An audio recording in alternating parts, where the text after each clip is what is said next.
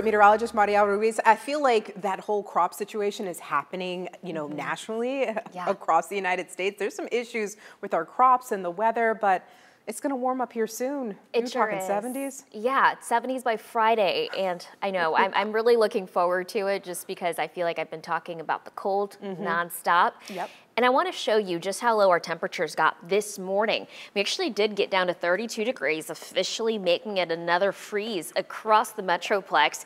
That is officially our 24th freeze since October 31st. Our freezes total to date about 23. That actually should be 24. Our normal for the entire winter is about 29, and our coldest so far has been 19. But you know how on Friday we didn't make it above freezing? Well, officially we had about 39 hours and 56 minutes of freezing temperatures. That was nowhere near what we made it to last year with the February storm of 2021. That was about 139 hours worth of freezing temperatures. So fortunately, we did not get to the extremes that we got to last year. But yes, a lot of the country dealing with this, especially when you look at areas of Florida that also have citrus trees and farms. And yeah, they got hit pretty hard too with some of the freezes. Now today, yes, a nice thawing day. We do warm up to about 55 degrees in Dallas, 56 in Fort Worth, and 55 for Denton as well as in McKinney, 54 in Greenville. Our pollen forecast, if you're going to be spending some time outside, the good news is that we are looking low with the pollen with fungus and mountain cedar. The mountain cedar, though, I'm expecting it to increase as we see our winds shifting to out of the south here middle parts of the week. So just a heads up there. Here's how it's looking right now on the national scale. We have this cold front to our north.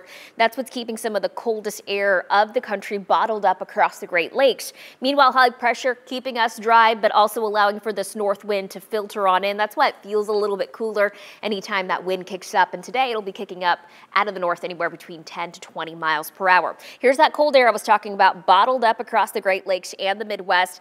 That slightly cooler air is going to filter south, but it's going to hold off until Wednesday. I'll show you that. But first, a look at the highs that are expected across the state. About 55 at DFW, 59 in Austin, 60 for San Antonio, and into the mid-50s across the Panhandle. So overall, just feeling a whole lot better than what it did Thursday and Friday.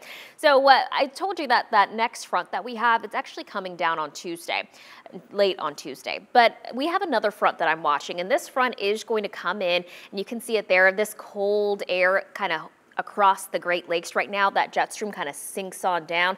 This happens Friday into Saturday when our next push of cooler air comes in. Our first cold front that we're expecting this week, it's not going to do much. It's going to just shift our winds on Tuesday night into Wednesday.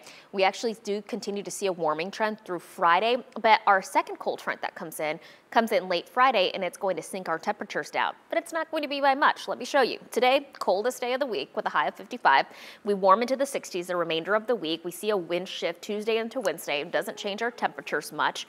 And then on Friday, we see about 71 degrees. We're going to have that cold front come in and sinks our temperatures into the low 60s. So overall, we're expecting such a pleasant week. The mornings still remain chilly, but the warming afternoons are here to stay.